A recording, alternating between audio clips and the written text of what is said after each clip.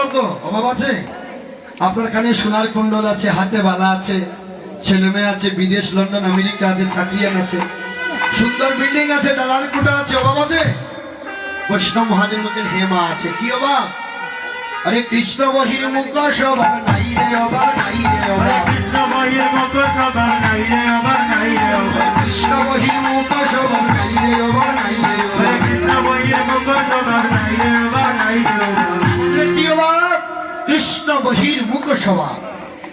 আমরা বলেছিলাম প্রভু হব কৃষ্ণমুখী, কিন্তু হয়ে গেলাম সংসারমুখী। তার প্রমাণ জীব কৃষ্ণের নিত্য দাস দেহু বলি গেল, সে কারণে মায়ার পিচাস জীব গলিতে বাঁধিল। আমরা জন্মসূত্রে ভগবানের দাস, শুধু দাস নয়, কৃত দাস, চিরতরে দাস, কিন্তু কামিনী কাঞ্চন অর্থ বৈভব পেয়ে আমরা কি হলাম? ভগবানের দাসত্ব ভুলে গিয়ে আমরা হয়ে গেলাম সংসারের দাস। হইয়া মায়ার দাস, মায়ার দাস আমরা করি নানা অবিলাস, অবিলাস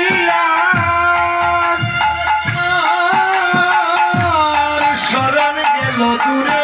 শরণ গেল দূরে জয় নিতাই প্রেম ভক্তির মহারাজ নরোত্তম দাস ঠাকুর।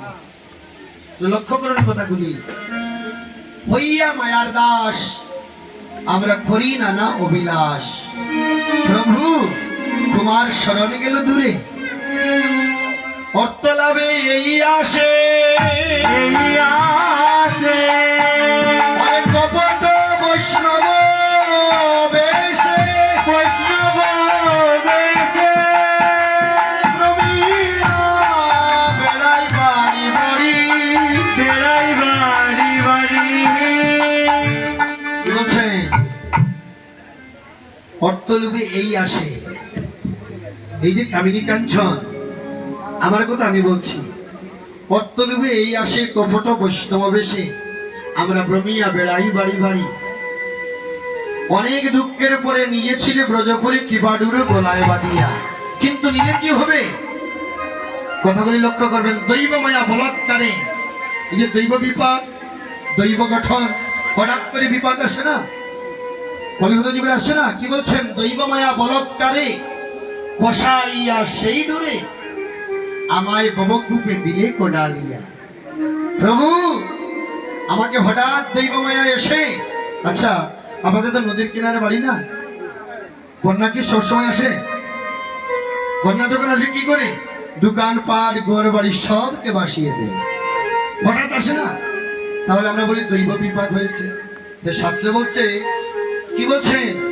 দৈব মায়া বলৎকারে কষাইয়া সেই ডুরে, আমাদেরকে ববকূপে দিলে কোডালিয়া। প্রভু হে, পূর্ণ যদি কৃপা করি, এজন আর কেশে ধরি, তুলিয়া লো নিজ পাশ, তবে সে দেখিবে ভালো, নতুবা পরাণ গেল কহে দিন নরুদ্ধ মদ। আমরা কবিরজি প্রেম পূর্ণ পূর্ণতরু চৈতন্য মহাপ্রভুকে পেয় আমাদের কলির জীবের এমনই দশা হলো, আমরা এখনো গৌর চিনার অনেক বাকি রয়েছে, গৌর তত্ত্ব বোঝার বাকি রয়েছে, গৌর যে কে এখানে অনেক বোঝার বাকি রয়েছে। আমরা কীর্তনে কি বলি দেখেন পদগুলি, বাসু ঠাকুর কি বলছেন? গৌরাঙ্গ বলিয়া শুধু কীর্তন গাইলে হবে না, কীর্তন শুনলে হবে না। কি বলছেন? গৌরাঙ্গ বলিয়া না যেনু বলিয়া, সে কেমনে সেজেছে সিধি। লক্ষ্য করুন, কথা কিন্তু বড় অর্থ রয়েছে। এই কলিযুগে আমি সিদ্ধি লাভ করেছি, আমি মহান হয়েছি, আমি এই হয়েছি, আমি সেই হয়েছি, সব বিপদ। যদি আমার গৌর বলে যদি নয়নে জল না আসে, গৌরকে যদি না চিনতে পারি, গৌর তত্ত্ব না বুঝতে পারি, তাহলে সিদ্ধি লাভ বেকার হয়ে যাচ্ছে।